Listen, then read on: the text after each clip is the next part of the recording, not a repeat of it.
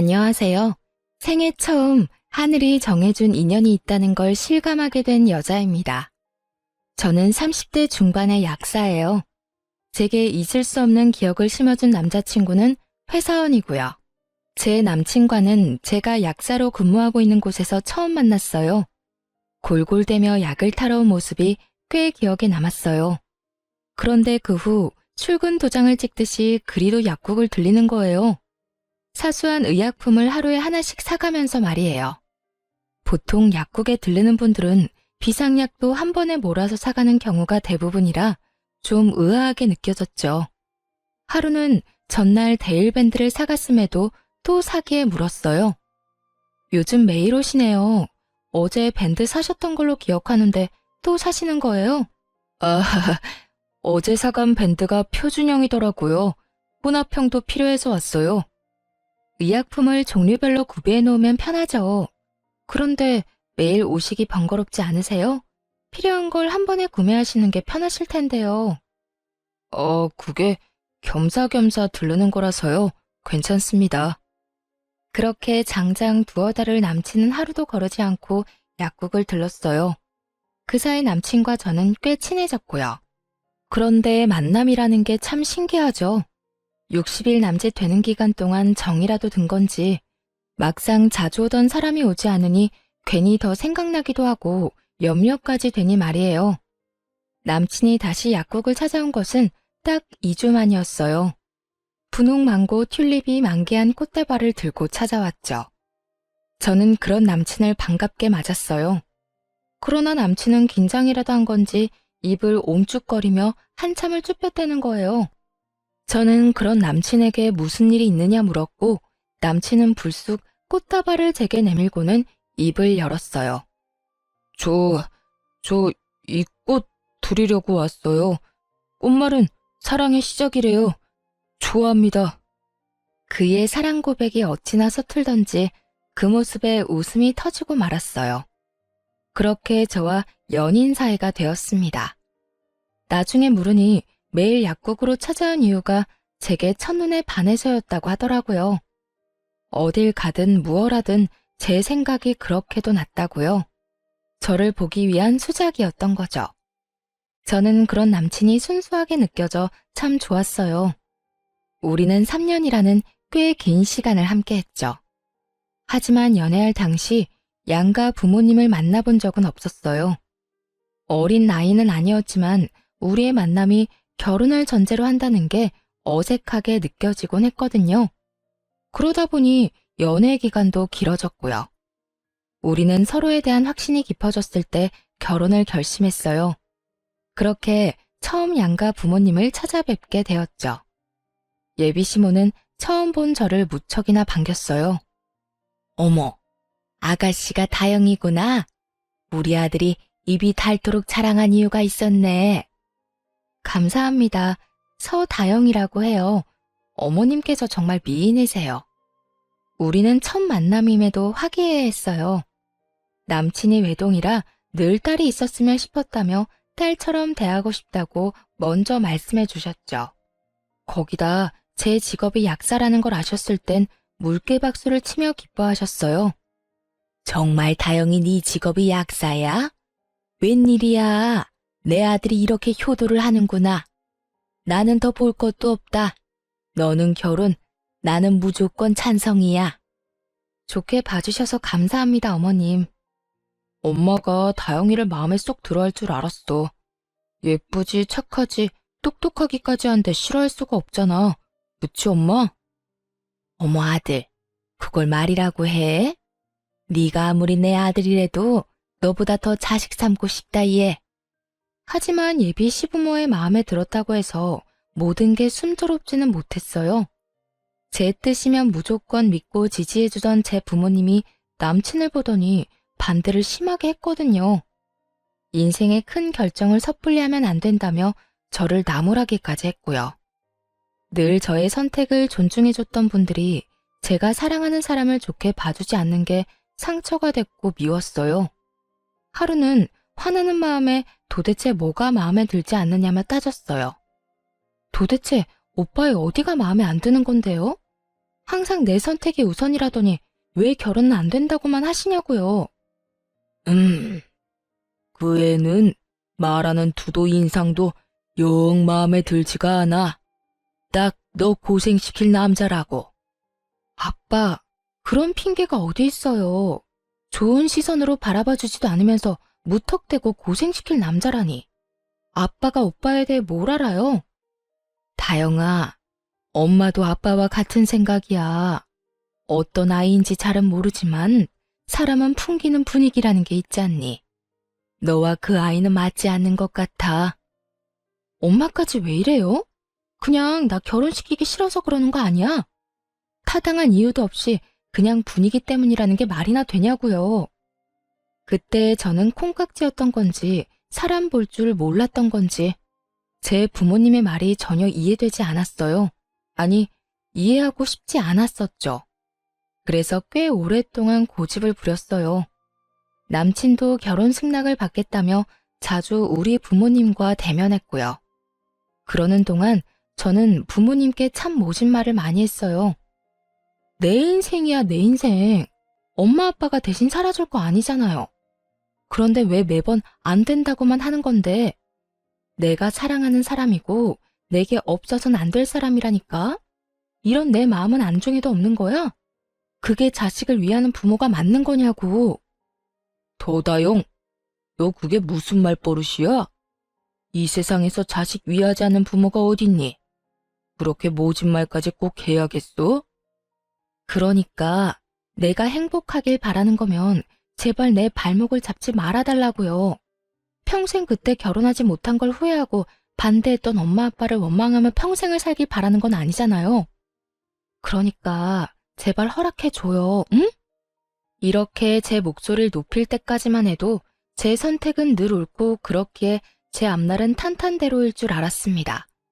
그래서 반대하는 부모의 심중을 생각해보지 못했죠. 결국 부모님은 부모 자식 간의 관계가 어그러진 걸 더 두고 보지 못하고 마지못해 결혼 승낙을 해주었어요. 하지만 본격적으로 결혼 준비를 하면서부터 저를 고생시킬 남자라고 했던 그 말이 하나둘 이해가 가기 시작했어요. 양가 부모님께 결혼 승낙을 받은 후부터 저는 예비 시모와 정말 가깝게 지냈어요. 정확히는 예비 시모가 이제 며느리나 다름없다며 딸이 있으면 하고 싶었던 로망을 저와 함께 하려고 했었죠. 일이 바빴던 날엔 예비 시모를 만나는 게 힘에 부치기도 했지만 결혼 전부터 이미 시댁에 예쁨 받고 있다는 게 좋았어요. 그러니 제 부모와 함께하는 시간보다 예비 시모와 함께하는 시간이 많아져 갔죠. 남친은 자신의 부모님과 잘 지내주는 제게 고마워했어요. 그러나 제 부모님은 딸이 시집을 가면 출가 외인이라는데 시집 가기도 전부터 그런 것 같다며 서운해 하시더라고요. 그렇게 제 부모의 마음을 뒷전으로 한 채 시간은 빠르게도 흘렀어요. 본격적인 결혼 준비를 위해 상견례 날짜를 잡기 위해 예비시댁을 찾아갔고 예비 시모는 제 부모님에 대해 모르는 것이 너무 많다며 그제야 우리 부모님에 대해 물었어요. 네가 너무 마음에 들어 이제야 물어보네. 사돈댁 직업은 어떻게 되니? 무슨 일 하셔? 저희 부모님은 환경미화원이세요. 아, 환경미화원? 두 분 다 말이야? 예비 시모는 제 부모의 직업을 듣고는 적잖게 당황해서는 말까지 더듬으며 재차 확인하더군요. 제 부모 모두 같은 직종이라는 말을 듣고는 갑자기 바쁜 일이라도 생긴 것처럼 저를 급히 돌려보냈어요. 그리고 그 후부터 묘하게 예비 시모의 태도가 바뀌었죠. 전보다 연락도 뜸하고 만남도 갖지 않으려 했어요. 정확히는 저와 함께하는 시간을 불편해하는 듯 느껴졌죠. 하루는 제가 예비시댁에 들르게 되었어요. 평소라면 제가 찾아뵙는다고 하면 진수성찬을 차려주시던 예비 시모였는데 그날은 저더러 유명 초밥집에 가 포장을 해오라더군요. 그때까진 개의치 않았어요. 그런데 문제는 제가 집으로 돌아갈 때였어요. 저녁으로 먹고 나온 쓰레기며 다른 쓰레기까지 바리바리 챙겨 나오더니 불쑥 제게 내미는 겁니다. 예, 네가 좀 나가는 김에 좀 가지고 나가렴. 네가 먹은 거 네가 치우는 셈 치는 거니 불만 없지? 아, 네, 뭐 어려운 것도 아니니까요. 그래, 네 부모가 환경미화원이니까 너도 쓰레기는 잘 치우겠지. 저는 부모님 직업 운운하며 말하는데 기분이 팍 상했어요. 그래서 쓰레기를 받아들려던 손을 내렸죠. 그러자 예비 시모는 빨리 받으라는 듯 쓰레기를 살짝 흔들더군요. 저는 그런 모습조차 좋게 받아들여지지 않아 한마디 쏘았어요. 제 부모님 직업이랑 이게 무슨 상관이라고 그렇게 말씀하세요? 어머님은 그럼 환경미화원이 아니라서 쓰레기를 잘 못 버리시나요? 어머, 얘, 너 무슨 말이 그러니? 부모가 환경에 대한 생각이 남다를 테니 교육을 잘 받았을 거란 의미였던 것뿐인데 뭘 그렇게 예민하게 굴고 그래? 어머님, 죄송하지만 쓰레기는 어머님께서 버리시는 게 좋겠어요. 정시키고 싶으시면 오빠에게 부탁하시고요. 그럼 이만 가보겠습니다. 우악스럽게 화를 내고 싶은 마음이 굴뚝 같았지만 차마 말꼬리를 잡을 순 없어 제 손으로 버려두지 않는 걸로 넘어갔어요. 그렇게라도 해야 자존심이 덜 상할 것 같아서요. 그 뒤로 저는 예비시댁에 가는 게 조금 껄끄럽게 느껴졌어요. 제 부모의 직업을 알게 된 후로 확연히 달라진 태도가 느껴질 때 애써 외면하게 되는 것도 싫었고요. 그러다 상견례를 한 달쯤 앞두고 예비 시모와 큰 말씨름을 하게 되었습니다. 남친이 제게 예비 시부모님이 상견례 때 신고 갈 구두가 마땅치 않다고 했어요. 관계도 정 같지 않고 또 그런 말을 듣고 모른 척 할 수도 없었어요. 그래서 좋은 마음으로 선물을 하게 되었죠. 그런데 제가 준비한 신발을 봤더니 비웃음을 띠고는 작게 수근거렸어요. 신발 선물의 의미가 도망이란 걸 알라나 몰라. 지금 우리더러 도망치라는 건가? 네? 어머님, 그게 무슨, 뭐라고 하신 거예요? 아니다. 별거 아니야. 그냥 혼잣말이 튀어나왔네. 예비 시모의 말이 또렷이 들리지 않아 재차 물었지만 예비 시모는 혼잣말이라며 얼버무렸어요. 저는 마음에 걸렸지만 표현하기엔 서로 불편할 것 같아 참았죠. 그 탓에 잠깐 어색해진 틈을 타 예비 시모는 남친더러 잠깐 방으로 와보라며 불렀어요. 아직 예비 시부와는 단둘이 마주할 때 마냥 편하진 않아 화장실을 다녀오겠다는 핑계로 일어났는데 안방을 지나다 예비 시모와 남친의 대화를 듣고 말았습니다. 너 정말 다영이랑 결혼까지 할 생각이니? 물을 생각이 전혀 없는 거야? 어? 무슨 말이 하고 싶은 거야, 엄마? 다영이만 보고 이 결혼 밀어붙이라며. 이제 와서 그건 왜 묻는 건데? 아유, 그러게 말이다. 왜 걔네 부모는 많고 많은 직업 중에 하필이면 환경미화원이라니? 좀 폼나는 직업이었으면 얼마나 좋냔 말이야. 왜? 엄마도 평범하게 식당 운영하잖아. 뭐가 마음에 걸려 이러는데? 얘는 비교할 걸로 비교를 해야지. 남이 버린 쓰레기는 주워가는 직업이랑 비교하면 되니? 생각만 해도 더럽고 냄새 나잖아. 저는 마지막 말을 듣고는 부하가 치밀었어요.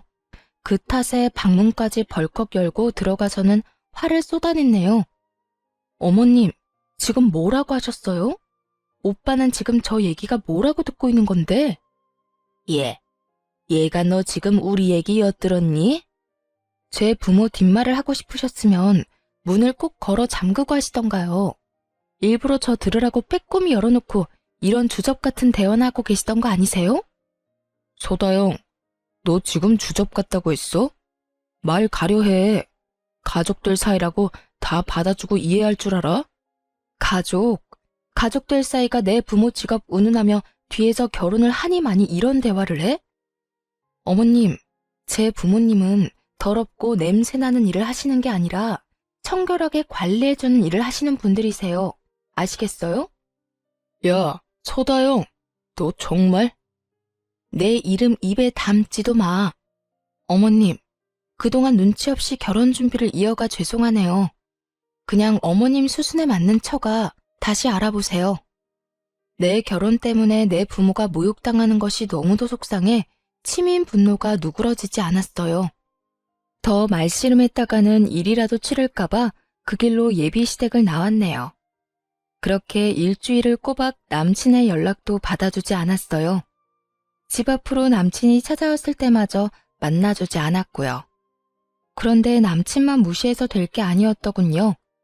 제가 가진 약사라는 직업이 예비 시모에게는 놓치기 아까운 패였던 건지 예비 시모가 직접 나서서 저와 대면하겠다고 찾아왔어요. 그것도 제가 근무하고 있는 약국으로 말이죠. 약국이 그렇게 크지는 않네. 하긴 동네 병원 뒤치다거리나 하는 게 약국인데 커봤자지. 어머님께서 여기까진 무슨 일이세요? 뻔뻔하기는 정말 몰라 묻는 거니? 예비 시모의 어투에서 한바탕 소란이겠구나 직감할 수 있었어요. 불행 중 다행인 건 약국의 주인이자 대표 약사인 사장님이 쉬는 날이라 밉보일 일은 덜했다는 거였죠. 거기다 갑자기 손님이 몰려 예비 시모를 응대하지 못했어요. 그러다 보니 신경이 쓰여 절로 긴장이 되더라고요. 그런 제 속을 알 리 없는 예비 시모는 역시나 자신을 투명인간 취급이라도 한다고 느꼈는지 손님이 있음에도 아랑곳하지 않고 제게 말을 걸어댔어요. 내가 여기까지 온 것도 짜증나는데 왜 왔냐고 묻는 것 말고 나는 채도 안 해? 어머님, 죄송하지만 지금 손님이 계시니 저와 대화가 필요해 오신 거라면 조금 기다려주세요. 뭐야? 지금 나더러 기다리라고 했어? 넌 뭐가 우선인 줄도 모르니? 아니면 대놓고 날 무시하려고 작정을 한 거야? 너 그 난리를 치고 가더니 이제 눈에 뵈는 게 없냐? 예비 시모는 내 말을 곡해하며 얼굴을 팍 구겼어요. 저는 터질 것 같은 감정을 누르며 손님의 약을 지어야 해 조제실로 들어가야 하니 기다려달라 부탁드린 거라고 차근히 설명한 뒤 카운터 자리를 잠시 비우게 되었어요. 그런데 예비 시모는 그것조차 못마땅한지 어찌나 꿍얼꿍얼댔는지 몰라요. 예비 시모 옆에 앉아있던 손님이 약을 타가실 때 오늘따라 유독 소란스럽다며 불편한 기색이 내비쳤어요. 저는 깊은 한숨을 애써 삼키며 약국까지 찾아온 이유에 대해 물었어요. 제게 하고 싶은 말씀이 뭔가요? 어떤 이야기를 하고 싶어서 여기까지 오신 건데요.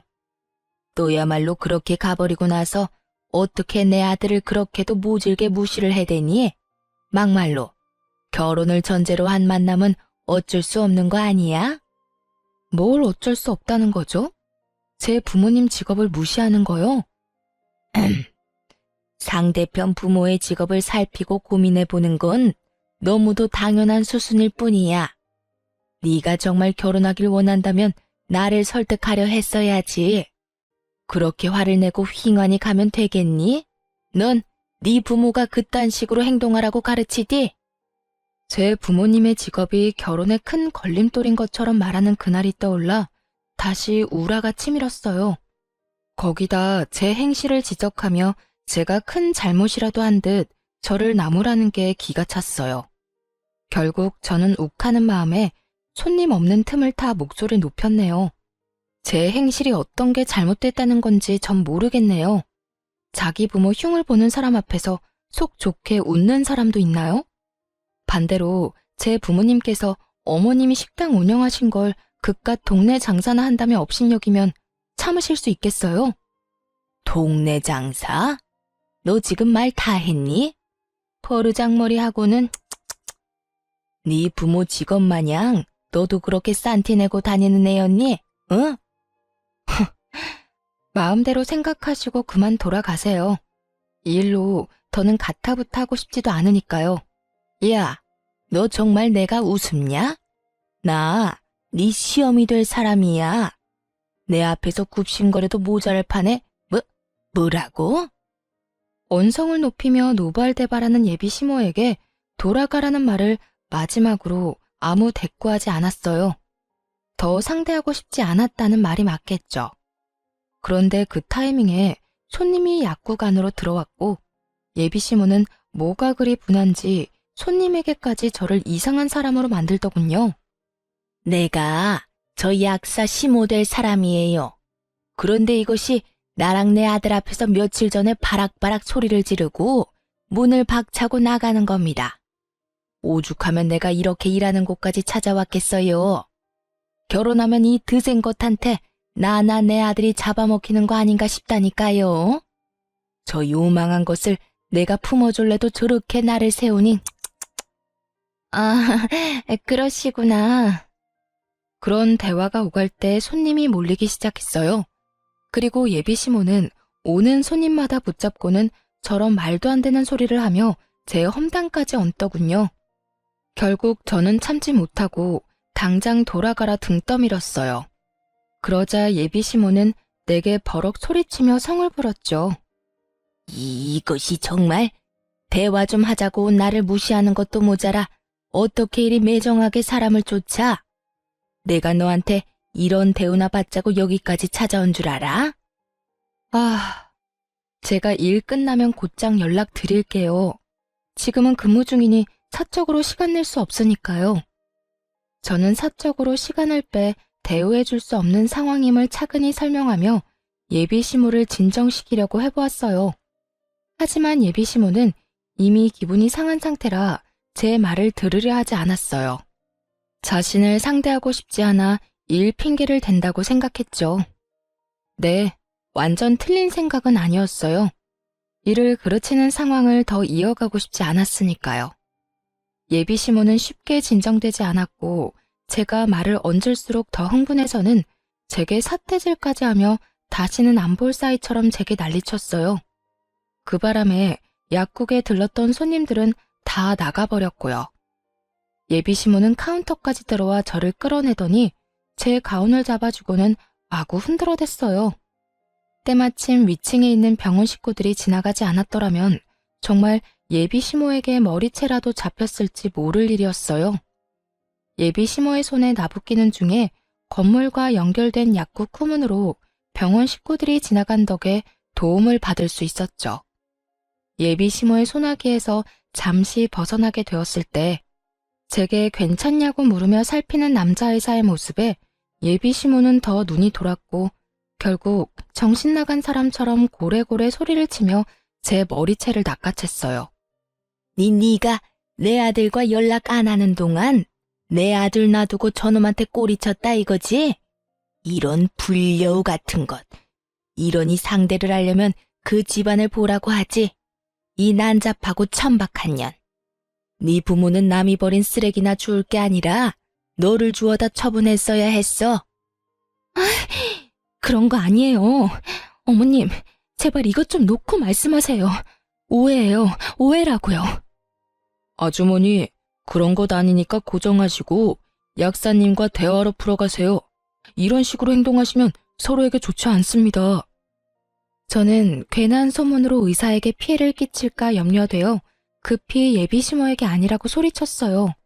의사분도 자신으로 인해 오해가 깊어진 듯 했는지 예비 시모를 말렸어요. 하지만 예비 시모는 이미 자신의 생각이 맞다고 확신했는지 그 누구의 말도 들으려 하지 않았어요. 아니긴 뭐가 아니야. 의사 양반. 2년 부모가 환경미화원인 건 알고 만나나? 주제도 모르는 것이 꼬여낸다고 껌뻑 넘어간 거지? 끼리끼리 만나야 잘 산다는 말이 꼭 맞다 싶네. 네 집안과 우리 집안이 가족이 되는 게 가당키나 하니? 약사인 것 하나 믿고 볼품없는 집안 들이미는 뻔뻔한 것. 이참에 내 아들과 제대로 정리해. 깨끗이 끝내. 병원 식구들이 모두부터 예비 시모와 저를 간신히 떨쳐냈어요. 예비 시모의 손에는 제 머리카락이 한 움큼 쥐어 있더군요. 저는 창피함이 밀려와 눈물이 쏟아질 것 같은 걸 꼭 참았어요. 병원 식구들에게는 도와주어 고맙다는 인사를 한 뒤 돌려보냈어요. 그러고는 어깨까지 들썩이며 숨을 몰아쉬며 연신 저를 죽일 듯 노려보는 예비 시모를 마주했죠. 네, 그런 걱정일랑 마세요. 저도 더는 싫네요. 어머님 아니, 아줌마 말대로 티끌만큼도 남김없이 깨끗이 관계 정리할 테니까요. 참, 기가 막혀서. 약사도 사자 직업이라고 여태 대접해줬더니 끝까지 기어오르는 것 좀 봐. 다시는 내 아들과 얽히지 마라. 내 눈에 띄었다간 그땐 머리채 정도로 안 끝날 줄 알아. 예비 시모는 그렇게 엄포를 놓고는 돌아갔어요. 저는 그날 남친에게 다 끝났으니 다신 보지 말자고 했어요. 그러나 저와 전 예비 시모가 대치했던 일에 대해 전혀 모르는 건지 제게 왜 이러는 거냐며 헤어질 수 없다고 제게 끈질기게도 연락을 하더군요. 소영아, 왜 자꾸 다 끝났다는 건데? 이제 상견례가 코앞인데 도대체 왜 그래? 우리 오늘 만나서 이야기해. 제발 좀 나 좀 만나주라, 응? 제 퇴근 시간에 맞춰 약국 앞으로 오겠다는 걸 간신히 말린 뒤 제 집 근처에서 전 남친을 만났어요. 아무것도 모르는 이 인간과 정리할 게 남았더라고요. 소영아, 나는 못 헤어져. 우리가 헤어질 이유가 없잖아. 모진 풍파도 나만 있으면 다 이겨낼 수 있다며. 그 말들은 진심이 아니라 하얀 거짓말. 뭐 그런 거였어? 그래, 내가 그런 말도 했었지. 그런데 오빠가 내겐 풍파고 오빠네 가족이 풍랑이야. 그게 무슨 말이야. 저번 일은 그냥 엄마가 마음이 복잡해서 했던 말. 대단한 가족이네 정말. 오빠는 아무것도 모르는구나. 만났으니 하는 말인데 상견례 장소로 예약했던 한정식 집 오빠 이름으로 예약했으니 알아서 처리해. 소다영, 너 정말? 그리고 오빠, 네 부모한테 선물했던 신발값 상견례 할 일 없어졌으니까 그거 당장 물어줄래? 내 부모 멸시하는 인간들 좋은 일 하고 싶지 않거든 나. 어떻게 사람이 선물이라고 줬다가 다시 뺐냐고 째째하다고 생각할지도 모르지만 말도 안 되는 이유로 무당한 대우까지 받고도 그거 받고 떨어지라는 식으로 넘어가고 싶지 않았어요. 거기다 제가 전 예비 시부모에게 선물한 그 신발은 명품까진 아니더라도 누구나 알 법한 브랜드 제품으로 카드 할부까지 해 사드린 거였으니 당연히 돌려받아야 마땅한 것 아닌가요? 상견례를 이유로 전 남친이 제 부모님께 해준 거라곤 흉보는 전 예비 시모에게 왜 그러느냐 말한 게 전부이니 말입니다. 제 말 한마디 한마디에 전 남친의 얼굴은 터질 것처럼 울그락불그락 달아올랐어요. 하지만 저는 그런 모습이 가짱게 느껴졌어요. 자기 부모로 인해 어그러진 결혼이라는 걸 여전히 모른다는 게 한심하기까지 했거든요. 그래서 오늘 예비 시모가 약국까지 찾아와 난동 부리고 손님 앞에서 날 꽃뱀 취급까지 했다는 사실을 다 말했어요. 팔은 안으로 굽는다고 하던가요? 전 남친은 자신의 엄마가 그럴 리 없다더군요. 우리 엄마가 그런 짓을 했을 리 없잖아. 나랑 헤어지고 싶어서 말까지 지어내는 거야 지금? 참나, 내가 뭐 하러. 마음대로 생각해. 끝내는 마당에 내 말을 믿든 말든 그게 무슨 의미야? 끝내다니, 누구 마음대로? 지금 내가 직접 확인할 테니까 딱 기다려. 전 남친은 직접 전 예비 시모에게 사실 확인을 한다며 그 자리에서 전화를 걸었고 어찌나 목소리가 쩌렁쩌렁한지 전화기 밖으로 말소리가 다 새어나왔어요. 엄마, 혹시 다영이 약국에 찾아갔었어? 그걸 네가 어떻게 알았니? 설마 그걸 고세 너한테 일러 바쳤니? 엄마가 왜 다영이 일하는 곳을 가? 가서 뭐라고 했는데 뭘 어쨌길래 나더러 헤어지자는 거냐고. 얘가? 너 지금 엄마한테 큰 소리 치는 거야? 어쩌다 내 아들이 이렇게 나리선애로 바뀌었어? 그 요망한 것. 남자 구슬리는 능력도 가지가지네. 걔랑은 깔끔히 헤어져. 불려시도 그런 불려시가 없더라. 헤어지라니 엄마까지 왜 이래? 내가 진짜 엄마 때문에. 됐어, 끊어. 전 남친은 통화를 마친 뒤 죄인이라도 된 양 억울하고 불쌍한 표정을 지었어요. 자신의 엄마가 어떤 행동을 했을지 자기도 짐작이 갔던 거겠죠. 저는 제 말이 사실임이 증명되었으니 더 할 말도 없다며 전 남친을 뒤로 한 채 가려고 했어요. 그런데 무슨 할 말이 여전히 많은 건지 저를 붙들고는 언제 화를 내냐는 듯 제게 고개를 조아리며 미안하다고 다시는 이런 일 없을 거라며 빌더라고요. 미안해, 다영아. 내가 이렇게 사과할게. 우리 엄마가 한 말은 그냥 잊어. 앞으로 다시는 엄마가 그러지 못하도록 할게. 그러니까 마음에 담아두지 말고. 응, 안 그래도 그럴 참이야.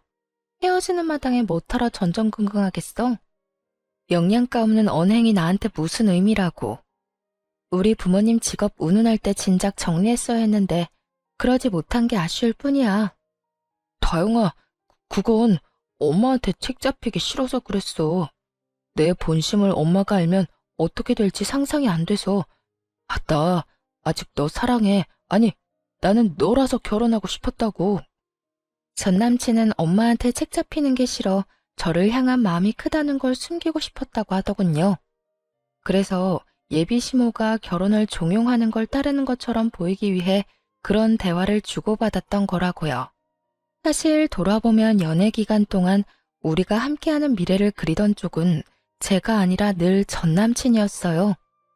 거기다 자신의 가족들과 보낼 때와 단둘이 시간을 보낼 때 저를 대하는 태도도 사뭇 달랐었죠. 하지만 그렇다고 한들 이미 못 볼 꼴까지 다 본 마당에 저를 향한 전 남친의 마음이 다 무슨 소용인가요? 더 이상 구구절절 애원하는 소리를 더는 듣고 싶지 않았어요. 난 오빠라서 이 결혼 깨는 거야. 계산적인 부모를 둔 것도 모자라 그걸 닮아 결혼을 계산하는 오빠라서 말이야. 내 부모님이 반대했던 이유를 이제야 알겠네. 그렇게 구질구질한 이별을 한 후에도 전 남친은 장장 1년 동안 두어 달에 한 번씩 찾아와서는 평생 연애만 해야 한다며 그것만도 좋다며 다시 시작하자고 그렇게도 매달렸어요. 하지만 그런 전 남친을 거들떠보지도 않았어요. 그런데 가족들 앞에서 얼마나 시름시름 앓는 척을 했는지 헤어진 지 6개월쯤 지났을 무렵 그 망할 아줌마가 또 저를 찾아와 목소리를 높이더군요. 야, 너 내 아들을 어떻게 꼬셨길래 널 못 잊었다는 멍청한 소리나 하게 만들어? 그걸 왜 저한테 와서 물어요? 저도 아줌마 아들 때문에 골치 아프거든요. 못 찾아오게 단속이나 좀 잘해보던가. 뭐야? 이 요망한 하필이면 볼품없는 부모를 둔 너와 연애하는 바람에 너 같은 것을 닮아버려서 이 모양이 이 꼴이 난 거 아니야? 애초에 너랑 엮이지만 않았어도 이미 우리 수준에 맞는 며느리를 맞았을 텐데 이 독약 같은 것, 이 징글맞은 것. 한참을 제게 모욕해대는 전 예비 시모를 두고 저는 전 남친에게 곧장 문자 한 통을 남겼습니다. 쇼하는 게 너로는 모자라디? 좋은 말 할 때 네 엄마 내 앞에서 치워? 그러는 사이 자신의 말을 듣는 신용도 하지 않는다고 얼굴에 핏대까지 세우고는 삿대질해대며 노발대발했어요. 이 쌍스러운 것이 지금 내가 말하는데 너 뭐하니? 지금 날 마구 지저대는 개 취급이라도 하는 거야 뭐야? 잘 아시네요. 너무 시끄러워서 참을 수가 있어야죠. 곧 아줌마 아들 올 테니까 사이좋게 손잡고 돌아가시던가요. 제 말이 끝나기 무섭게 아줌마의 전화벨이 울렸어요. 아니나 다를까 쏜살같이 전 남친이 연락을 한 것이었죠. 핸드폰에 뜬 화면을 보고는 아연실색해서는 저를 한번 노려보고는 황급히 자리를 뜨더라고요. 다행히 전 남친이 그 이후 제 눈에 띄는 일도 없어졌고요. 그렇게 우리의 진절머리 나는 인연이 끝났다고 여기며 살았어요. 얽히고 설켰던 그때가 다 꿈인 것처럼 느낄 정도로 평안하게 말입니다. 저는 그 후 참 많은 변화가 있었어요. 일자리를 옮겼고 또 진정으로 좋은 사람을 만나 결혼까지 하게 되었죠. 어떤 사람이기에 파혼하고 2년 만에 결혼했나 싶으실 거예요. 전 예비 시모가 제가 일하는 약국에 찾아와 난동 피울 때 싸움을 말려주던 남자 의사 기억하시나요? 네, 바로 그 사람이 저의 남편이랍니다. 전 남친과 관계 정리 후 마음 따뜻한 그 사람이 저를 참 살뜰히도 챙겨주었죠. 전 남친과 그의 가족들과는 달리 제 남편은 의사임에도 직업의 귀천을 따지지 않는 사람이에요. 그뿐일까요? 제 부모님의 직업을 훌륭하다 인정하고 존경하는 마음으로 대해주는 멋진 사람이죠. 이러니 제가 반하지 않을 수 있겠어요? 길지 않은 연애 기간에도 불구하고 저와 제 남편은 하늘이 정해준 운명의 실처럼 서로를 당겼고 그렇게 부부가 되었어요. 우리 부부는 대출도 없이 40평대 신축 아파트를 신혼집으로 정했어요. 그곳에서 깨가 쏟아지는 신혼을 보냈죠. 그렇게 행복한 날들을 보낸 지 넉 달쯤 됐을까요? 낯익은 한 나이든 여자가 엘리베이터를 열심히도 닫고 있더군요. 거울에 비친 그 여자의 얼굴을 본 순간 저는 소스라치게 놀랐어요. 그 여자는 저를 보고는 얼굴색이 파랗게 질렸을 정도였고요. 저와 만으로 2년 만에 마주치게 된 그 여자는 저와 하마터면 가족으로 지저분하게도 얽힐 뻔한 전 남친 엄마였어요. 아줌마가 여긴 어떻게... 너, 네가 여긴 왜 있니? 이런 좋은 아파트에 무슨 볼일이 있다고 발을 다들여? 설마 그 천박한 재주로 나이 많고 돈 많은 남자라도 물었냐? 정말 여전하시네요. 천박한 건 제가 아니라 아줌마 입인 것 같은데요. 후회할 일 겪고 싶지 않으면 말 조심하세요. 네가 뭔데 말 조심을 하란 말아야? 지저분하고 난잡한 것, 천하디천한 더러운 것, 쓰레기 처리나 하는 부모를 뒀는데 뭘 배웠겠어? 그렇지? 쓰레기집만 배워서는 사람 등쳐먹는 꼬라지하고는. 전 예비 시모는 변함없이 저와 제 부모님을 모욕하더군요. 제가 무슨 몸을 함부로 굴리는 사람처럼 표현하며 말입니다. 이런 금 높은 아파트에 존벌레 같은 네가 웬 말이니? 이곳엔 양심껏 발도 들이지 마. 집값 떨어질라. 브이, 브이. 저를 벌레 취급까지 하는 전 예비 시모의 태도가 기가 찼습니다. 누가 보면 자기가 이 아파트에 사는 주민인 줄 알겠더라니까요. 저는 그런 전 예비 시모에게 여유롭게 웃어 보이며 가방에서 지갑을 꺼내 명함 2장을 내밀었네요. 재밌네요. 그 걸레나 내려놓고 말하세요. 우리 아파트 청소하다 결리고 쑤시면 들르세요. 제 남편이 능력 좋은 의사라 정말 잘 보거든요. 뭐야? 니까짓 게 무슨 능력으로 의사랑 결혼을 해? 궁하디 궁한 집안 뭐 볼 게 있다고. 나이든 노땅이나 꼬셔서 팔자 펴보려고 발악을 하는구나. 추잡하게 살지 마렴. 보기 안쓰럽게 왜 그러니? 그 아줌마는 어떤 멀쩡한 의사가 저와 결혼하겠냐며 무슨 꿍꿍이가 있는 건 아닌지 잘 알아보라는 말까지 하며 무시란 무시는 다 하고 엘리베이터에서 내렸어요. 뭐가 그리 기분 좋은지 엉덩이까지 살랑살랑 흔들며 가더군요. 하지만 그렇게 말하고도 정말 제가 멀끔한 의사와 결혼이라도 한 건지 확인하고 싶었던가 봐요. 며칠 뒤 정말 제 남편의 병원에 찾아온 겁니다.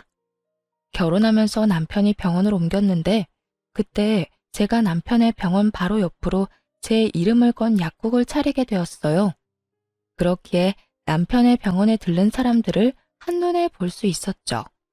그런데 그 등장이 그렇게 유난스러울 줄은 꿈에도 몰랐네요.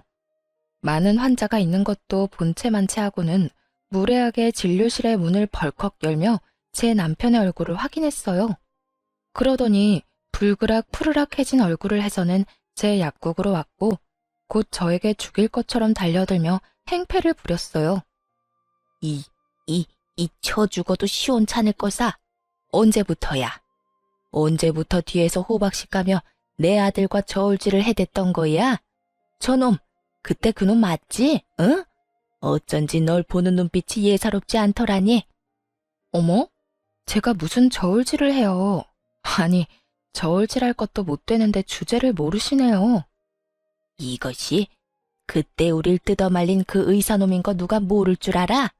꼬리친 거 아니라고 그렇게 잡아떼더니 어디서 분수에 맞지도 않은 고고한 척은 해대며 사람을 농락해? 입은 삐뚤어져도 말은 바로 하세요. 분수에 맞지도 않은 아줌마들 만났다가 내 인생 종칠 뻔한 거잖아. 그리고 이 인연을 만들어준 건 다름 아닌 아줌마예요. 아줌마 덕에 내가 찌질한 당신 아들하고 파혼하고 내 분에 꼭 맞는 남자 만날 수 있었던 거거든. 너 지금 내 아들더러 뭐? 찌질? 야, 너 이제 눈에 뵈는 거 없다 이거야?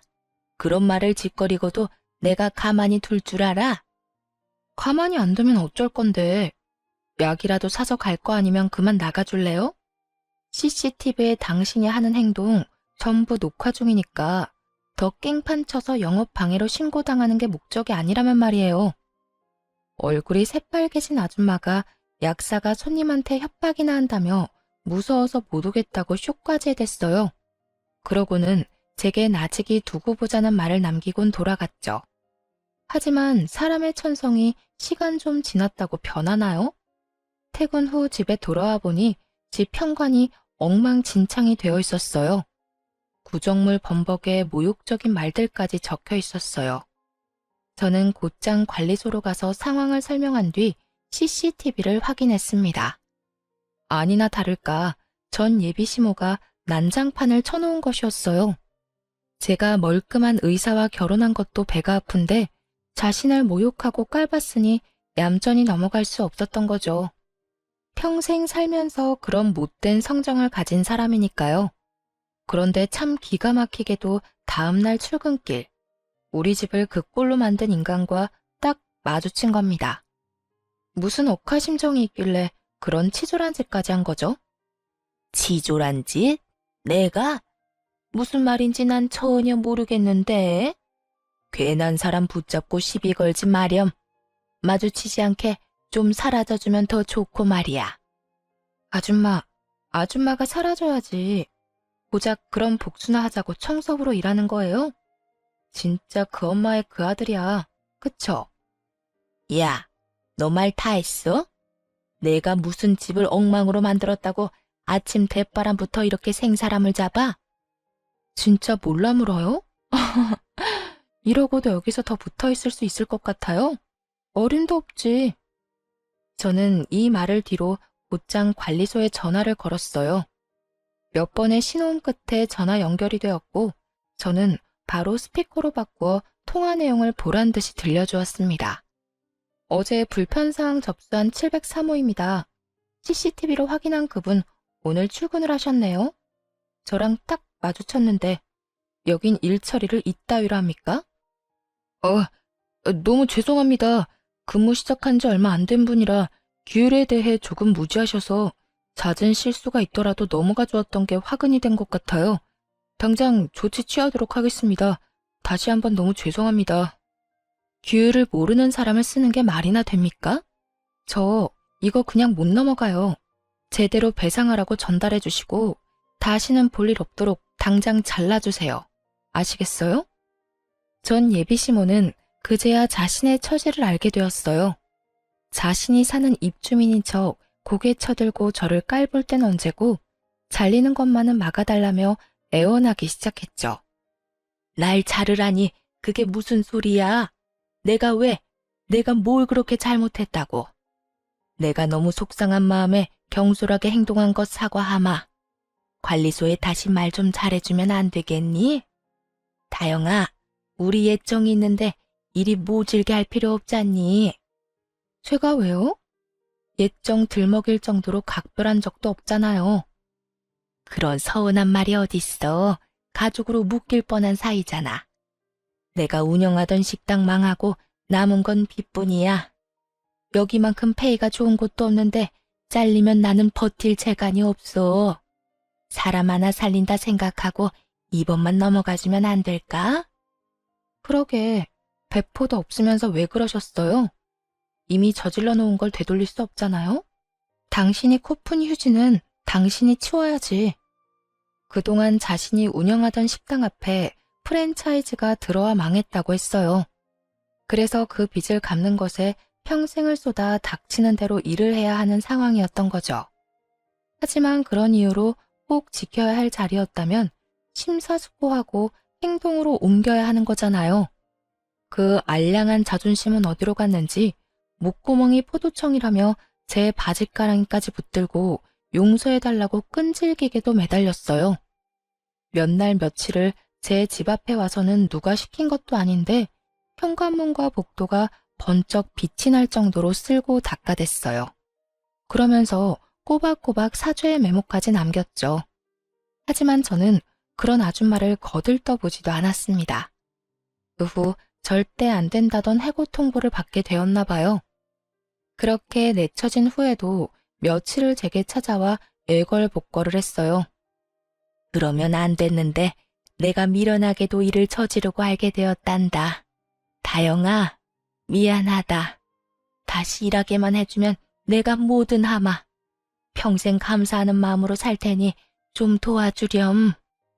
저더러 집안 수준 운운하며 싫다고 할 땐 언제고 이제와 그런 제게 아쉬운 소리를 하는 꼴이라니. 아줌마가 봐도 참 황당하지 않아요? 아줌마 사정이야 어떻게 됐든 그건 제 알 바 아니잖아요.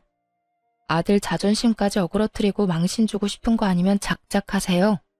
아니면 당신이 나한테 해코지했던 증거 영상들 당신 가족들에게 폭로하는 건 물론이고 법정에서까지 마주하게 될 줄 알아요? 이렇게까지 모질게 하고 나서야 더는 절 찾아오지 않았어요. 자신이 망한 것만으로도 가족들에게 짐이 되었는데 더 큰 짐을 안겨줄 수는 없었던 거죠. 그 후로 한참 후에 집으로 우편이 하나 왔어요. 그 우편에는 자신이 잃은 일자리에 대해 손해배상 청구를 하고 싶었지만 예정을 생각해 봐주겠다는 내용이 담겨 있었어요. 네, 그렇게 봐달라며 빌던 게 진심이 아니었던 거예요. 끝까지 그 알량하고 볼품없는 자존심을 지키고 싶었던 듯해요. 저는 그 우편을 사정없이 찢은 후 쓰레기통에 버렸네요. 운명이라는 게 그리고 인연이라는 게 참 신기해요. 이어질 사람은 우연으로라도 만남을 이어가게 되고 어그러질 관계는 어떻게 얽혀도 모진 끝을 맞이하게 되니 말입니다. 전 남친이 제 운명이라 믿었던 그 시절이 실은 진정한 운명인 지금의 제 남편을 만나기 위한 시련이었던 게 아닐까 하는 생각이 드네요. 그렇게 저는 예나 지금이나 미운 마음을 간직하진 않습니다. 다만 저를 미워하는 그 사람들이 마음을 비우고 자신의 인생에 집중하여 잘 살길 바랄 뿐이에요. 누군가를 미워하며 살다 가기엔 삶이 너무 가엾잖아요. 참, 환경미화원이신 제 부모님은 여전히 자부심을 가지고 일하고 계셔요. 제 남편은 그런 부모님의 건강을 살뜰히도 챙기고요. 온전히 저와 제 가족에게 열심을 다하며 사는 지금, 저의 오늘도 그리고 앞으로의 미래도 탄탄대로이지 않을까 늘 생각해요.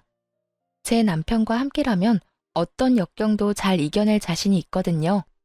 이런 마음 덕일까요? 저는 임신 4개월 차에 임산부가 되었답니다.